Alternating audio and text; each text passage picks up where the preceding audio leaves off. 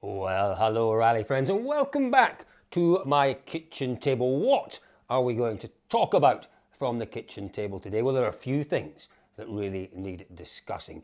In the news over the last 24 hours, renewed hope for Wales Rally GB. Is it going to happen?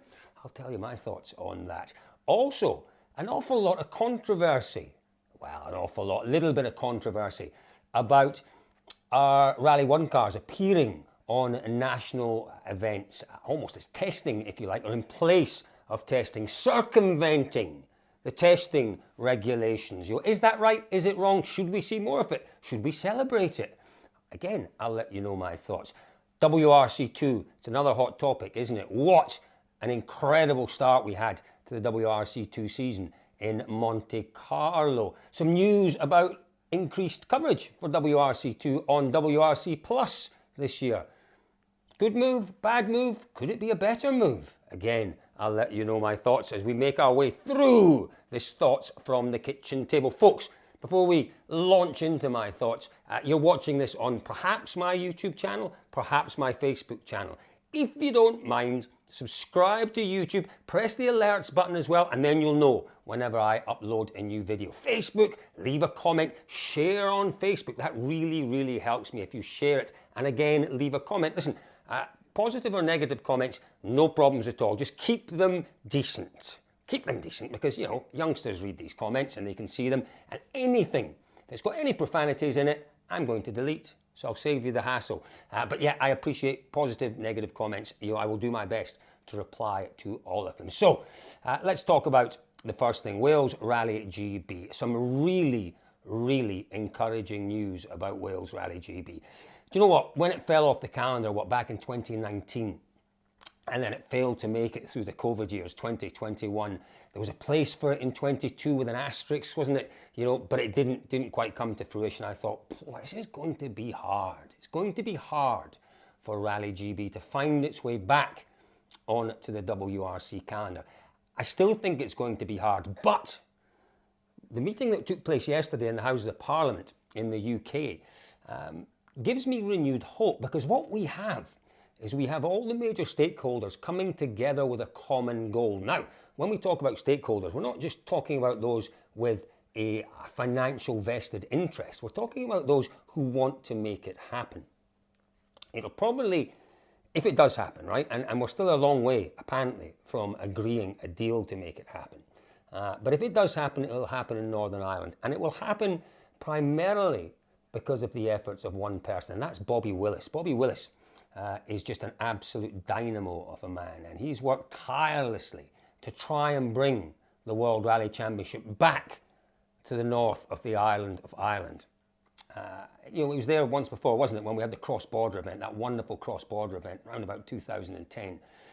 Bobby Willis is working very hard. It will be very different from any Rally GB we've seen previously. It will be a tarmac event if it takes place, but in the north of Ireland, in the northern part of Ireland. I'm really sorry if I'm getting this wrong in terms of how I describe it. I'm very sorry. I'm not trying to offend anyone. I'm doing my best to avoid offending people. But the northern part of the island of Ireland, it really will be quite some event. Some of the very best tarmac roads in the world. And Bobby Willis has put an enormous amount of effort into it. But the efforts of one man rarely produce the goods, the results that everyone is after. It has to be a collective effort. And what we saw yesterday, as I said, was the good and the great of rallying in the UK. So the MSA were present in this meeting. The promoter was present in the meeting. And I have to say that, the promoter has got every right to leverage what they can from any rally that participates in the World Rally Championship. They are just that. They are the promoter. They do own the rights to the championship. It is a basic supply and demand situation. If you've got 1 or 2 slots available and you've got 5 or 6 countries interested in filling those slots, what do? You leverage your potential financial return on it. I couldn't blame them for that at all. But here's the thing. My understanding is that the promoter, and a man who I have rarely seen eye to eye with, Simon Larkin, they understand how important Rally GB is to the overall makeup of the WRC. They understand A, that it's an important market for the manufacturers, B, it's an important rally for rally fans around the world. History and heritage is something that we can't live on. History and heritage is to be enjoyed.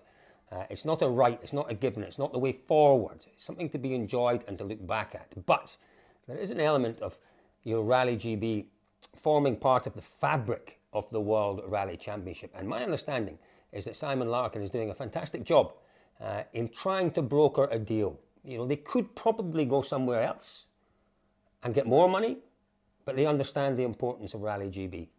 Larkin is there. The manufacturers are there. The MSA is there in this meeting. Importantly, the representatives from Tourism Ireland were there, and perhaps most importantly, there were MPs who are very, very much behind Rally GB returning to this country in one form or another. James Sunderland, a big rally fan, met him in Ypres last year, was out spectating with his lad. He's an enormous rally fan. Ian Paisley, another huge advocate of motorsport and what motorsport can bring to an economy. I read something this morning, the report from that meeting yesterday, that said, look, it's a simple thing. If we put X amount of money in, we want X plus out. You need to be able to show that there's a return on the investment for whichever region shells out the most amount of money to facilitate this rally. I spoke to David Richards when I was on the Dakar, and I talked about this problem, about how difficult it would be for GB to return to the World Rally Championship. And he said, look, it is just becoming increasingly expensive. The costs go up year on year. And he said the costs were making it almost prohibitively expensive. But what he did stress at the end of that interview was that Motorsport UK, Motorsport Association, what do they call themselves now? Motorsport UK, do they call themselves? I'm not sure. Were doing everything they could to bring back Rally GB. Well, it does appear now as if maybe that is the case. I was a little sceptical. It's fair to say, on the efforts and what I've heard from what's gone on in the last 2 or 3 years, when Mr. Richards said that to me, I thought, are you really doing everything you can? Is there more you could be doing? Could you be putting your hand a little deeper into your pocket? Not personal pocket, but the pocket of the MSA? I suspect that David Richards and his team are doing just about all they can to make sure that this fledgling deal turns into reality. Now, interestingly, they've put a deadline on a decision. A deadline for a decision on GB is April, end of April. So if they can get all their ducks aligned in a row by April, funding, promotion, routes, all of those things, and a lot of it does depend on the local governments, on the local areas, the local authorities agreeing to pay X, Y, Z. Put it all together, you have enough money to cover the costs. Not just the actual fees involved to the promoter, to the FIA, to whoever. It's the actual cost of putting the event on is enormous. The infrastructure cost is enormous of a round of the World Rally Championship these days. And if Bobby Willis, Motorsport UK, the various government bodies can find a way to secure that budget, it'll be a heck of a job, and a job well done, because genuinely, I thought we were looking at another 2 or 3 years until GB was fortunate enough to have a round of the WRC back on its shores. I'm excited. I'm really excited. And I know there are some really key people who are working extremely hard, very, very capable and competent people, such as our MP James Sunderland, such as Mr. Ian Paisley, such as Bobby Willis and David Richards guiding it, and Simon Larkin from the promoter, who is doing his best to try and bring these parties together, to try and find a deal that suits everyone. And that's so important. And for me, it's refreshing. It's really refreshing because, as I said earlier, as we understand it, the demand for places on the WRC calendar exceeds the number of slots available. It's a brilliant position to be in if you're the promoter, because you can pick and choose. Now, you would pick and choose based on a number of criteria, but one of those, clearly, one of the higher criteria is can they pay, and how much can they pay?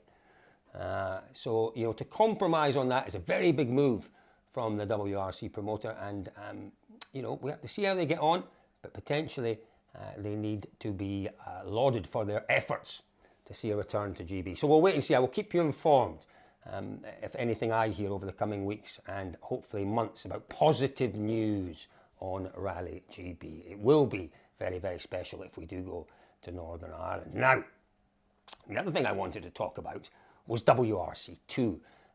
Talked a lot in my last kitchen table. Let me have a week before we move on. By the way, something I used to do, folks. If you organise a rally and you want me to talk about your rally, the best way is bribery. Send me a mug. Send me a mug for my kitchen table, and I can sip my coffee from your mug. This is Beatson's Building Supplies Mull Rally 2022, one that I was very fortunate to cover. What an event. One of the best tarmac rallies in the world. Oh, PG Tips. The best tea bags in the world as well. WRC2. What a year we've got lined up for WRC2. Some tremendous competition ahead. Some really good news. Again from the promoter. My goodness me, what is wrong with me? What has come over me? Being very complimentary about the WRC promoter. Maybe a little sting in the tail of this one though. A dedicated program to WRC2. Fantastic news. Half-hour program. My goodness me, how exciting should that be? It should be really, really exciting because there is so much goes on in WRC2. Now, they're making it available through the All Live platform, which is great. You know, you pay your money, you get your All Live.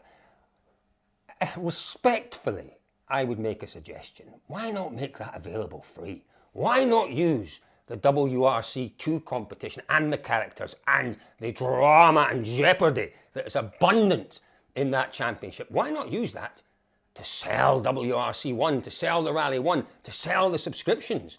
You know, if that program was available free on YouTube, free on Facebook, free to the various channels around the world, how good would that be? How good would that be in selling our sport? Listen, it's great.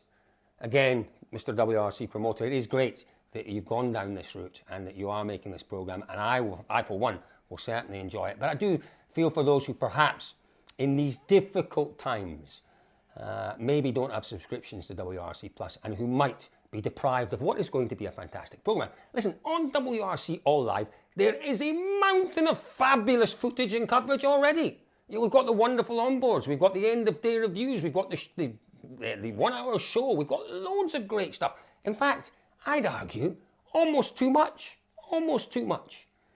So why not? Why not take that half-hour WRC2 program and use it as a sales tool? That's my suggestion. I'll wait to get a slap across the head for being so impertinent as to suggest something like that. Anyway, let's wait and see. WRC2 this year, it is going to be magnificent, and we got a little flavour of it in Monte Carlo. Listen, I'm not going to talk an awful lot about Nikolai Gryazin. What I would say, and you know, it's almost a year since that devastating war was instigated in Ukraine, since my friends in Ukraine had to leave the country. I'll never forget talking to Pavel Sherpin from a bunker in Kiev.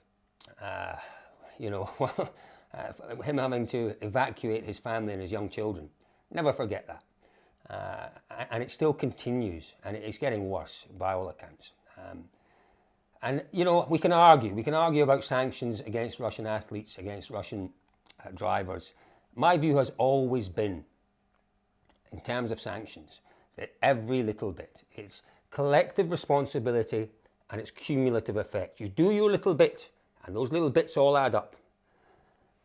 And as a World Rally Championship, have we done enough? I'm not entirely sure. Listen, Gryazin, I am certain, is not a bad lad. What I am 100% certain of, he's a talented driver. And I'm also 100% certain that he probably deserved to win Monte Carlo Rally. He was unfortunate.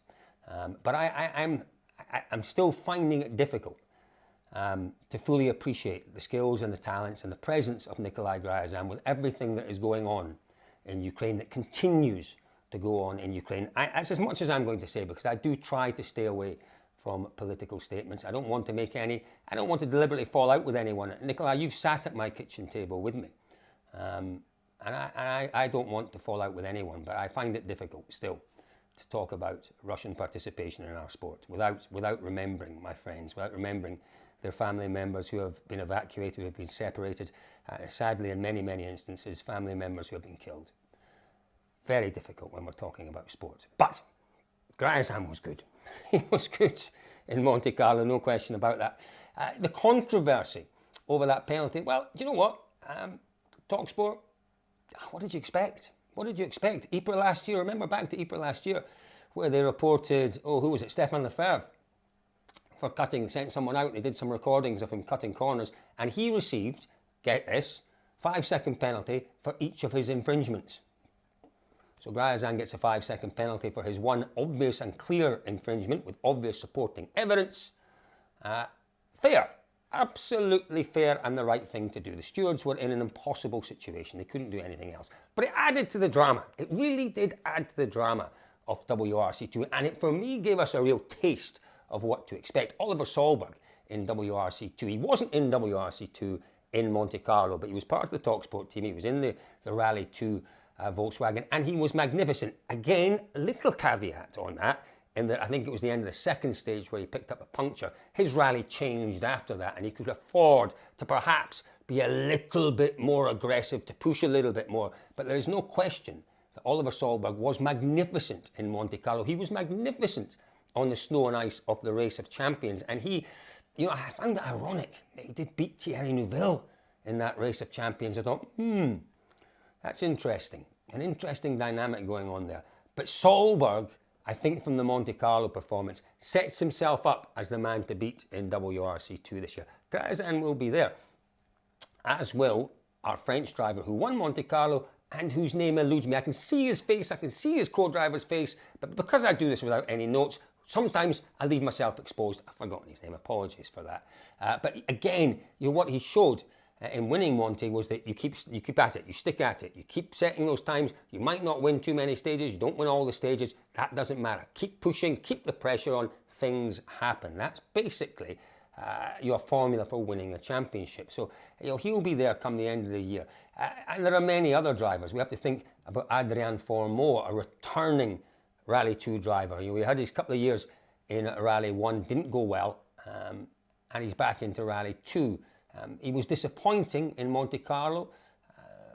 Did that give us an indication of maybe where the Fiesta was against the Skoda?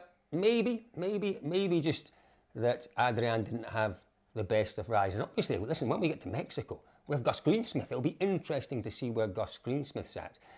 And then we have, there's a whole host of wonderful drivers in WRC2. Chris Ingram from the UK. What you have to remember about Ingram's performance in Monte was he was in the older Skoda. The new spec Skoda looks like a weapon. It looks like a weapon. It looks fast, it looks planted. I watched it taking a couple of hairpins with Grayazan, and my goodness me, it looked so pointed and so planted and stable, and it really was quite some machine, that new Skoda. Chris Ingram was obviously in the older Skoda, and that held him back a little bit. Will he contest? Will he be there once we get to the pointy end of the season? Well, he might be, but there'll be quite a few drivers, I suspect, who will be pushing for honours this year. You know, Andreas Mikkelsen, he'll be a great benchmark for our youngsters, for our Grayazans, for our Solbergs, for our Greensmiths, for our Fourmeaus, for our reigning Rally 2 champion, our Finnish friend, who again, his name escapes me. It will come to me by the end. Someone like Mikkelsen is a great benchmark. Now, we didn't see him in Monte Carlo. My understanding is he will not be part of the TalkSport Skoda team this year, but it wouldn't surprise me if we do see him in a Skoda with another team later on in the season. I think that is going to happen. Will he get a full WRC2 season? Well, I hope so, because as I've said, what better way to judge your ability to judge where you're at than against a pretty relevant winner in the WRC. I think Mikkelsen is still relevant. Remember, we all thought he was going back to Hyundai. He has to still be relevant, doesn't he? Because we all thought up until that surprise announcement that Lappi was going to Hyundai, we all thought that seat was guaranteed for Mikkelsen. So, to judge your pace in WRC2 against Andreas Mikkelsen's pace, great. But we need to see him. We need to see him making an appearance, and he's not there yet. Emil Lindholm, apologies, Emil, apologies. He's a great driver. What I like about Lindholm, oh my God, did I forget his name? Yes, I did. What I like about Lindholm is how he's improved, visibly improved over the past 2 or 3 years. Something is very similar in terms of his progression to Craig Breen. never really set the timesheets on fire, but you can see the improvement from one rally to the next in terms of his times, in terms of his rally craft and his ability to win rallies. Lindholm will be another one who will very, very much feature this year, and I look forward to that. I look forward to, again, those battles between Lindholm, between Mikkelsen, between Solberg, between Grajasand, between Greensmith, Formeau. Oh my goodness me. It really does, really holds the prospect of being super, super exciting. And yeah, we are, those of us lucky enough to have WRC Plus, we are going to enjoy that half-hour program. Thank you very much, Mr. Promoter, Madam Promoter, whoever it is, who's put that together for us. We'll enjoy it very much. Now, another little sip from my mug. Don't forget, you know how to get your mug featured at my kitchen table. Send me one. The mug drawer is getting a little bit light. So, I do have a fourth topic I want to talk about that I didn't mention at the start. I'll mention it very briefly, because again, it's politics. I don't want to get involved in politics. I don't like politics. I really don't like politics. Politics just gets you into trouble. Every time you mention anything political, it gets me into trouble anyway. So, I will try to avoid it, but I am going to mention something at the end. What was the third thing I wanted to talk about? I wanted to talk about testing. Testing's interesting, isn't it? Little bit of a stoosh, little bit of controversy about one or two drivers using national events to prepare for Rally Sweden. Well, how obvious was it going to be that this was going to happen? Adamo basically set the benchmark, didn't he, for using national events to give drivers more seat time, to allow them more development time in the car, and really to, he used it a lot with Neuville and I almost said Gioso, Neuville and Videgi to allow them to bond together as a team, remember, and so there are many reasons why a Rally 1 team might decide to use national events. Those reasons were just added to when the FIA decided to cut the number of days testing. You cut the days testing, you're pushing the teams to find other solutions.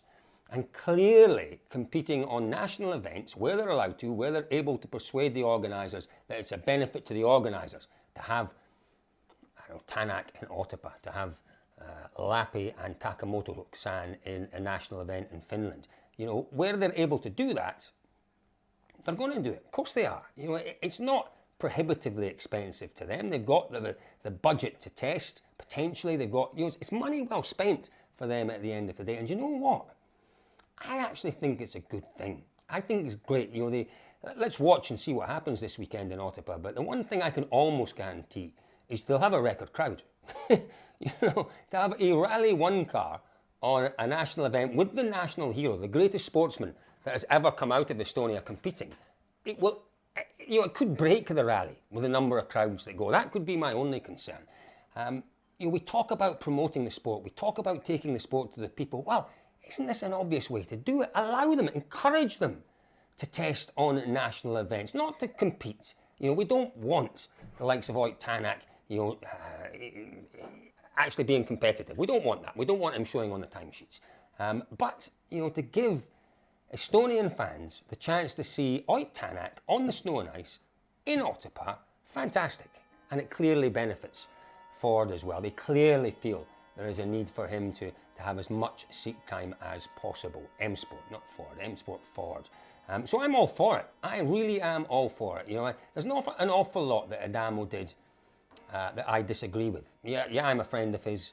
I'm a big fan of his. I'm a big fan of his thinking. And he was ahead of his time. He thought differently. And as I mentioned in the last kitchen table, I think Hyundai are going to have to channel a fair amount of that Adamo thinking, that Adamo ruthlessness this year, if they are going to beat Toyota in either the drivers or the manufacturers race. I really do. I really do think they are going to have to call upon their inner Adamo-ness, their ruthlessness, their ability to think outside the box, to think strategically, to think of what's best for the team. They're going to have to do that if they want to win this year. So, yep, I'm all for it. I'm all for it. I don't think I think, as I say, a little bit of a stoosh, a little bit of, hot air about whether or not it's the right thing to do. Well, it's certainly not, in my view, the wrong thing to do. So I was going to end my kitchen table at that point, folks. But what I want to mention, just very, very briefly, is His Excellency, our President of the FIA, Mr. Mohammed Ben Sulayem. What I'll tell you about Mohammed Ben Sulayem is that he's one of us. He is a rally fan. He is a racer. He is a competitor. He is a winner. He is chalk and cheese in terms of his approachability, in terms of his willingness to listen to the previous incumbent in the job. Now, I interviewed the previous incumbent a couple of times. Never answered a single question I asked him, but he talked effusively about what he wanted to talk about. I never felt the previous incumbent was willing to listen to anything. And that's the way it was. He was an autocrat. You know, it was his way or no one else's way. Completely different with His Excellency, Mr. Ben Sulayem. He is more than willing to listen to what is right for motorsport, what is right for rallying. Now, yes, as we all have, you know, we've all said things in the past that we regret. And do you know what? If we are going to judge someone for their whole lives based on what they said or did 25 years ago, you know, the youth of today are in trouble. They're in trouble. And I'll take my kids off Twitter, off Snapchat, off Instagram, off TikTok, because they will say and do things that in 20, 25 years they will look back on and say, shouldn't have said that. But they were young, they were impetuous at the time. The most important thing is that people realise that when something they've said or done in the past was not right, they realise it wasn't right and they make efforts to make amends.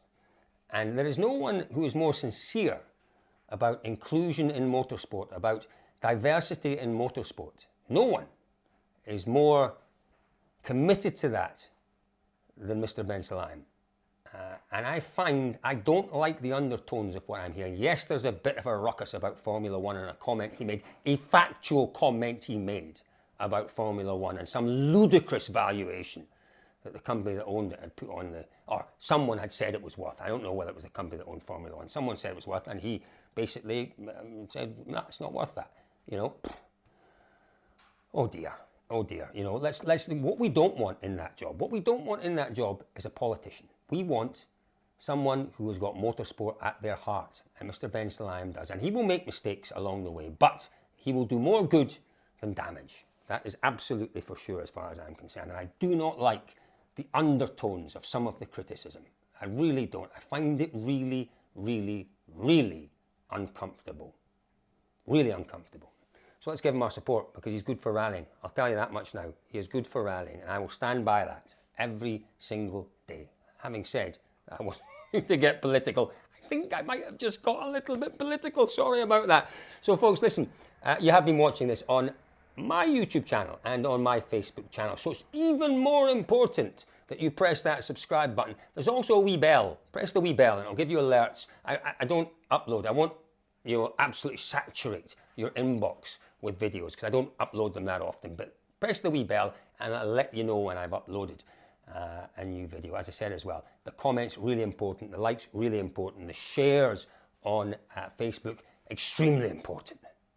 Folks, thank you very much. And thank you very much to Beatson's Building Supplies Mall Rally for this wonderful mug. We'll see you for a little post-rally Sweden preview next week from my kitchen table.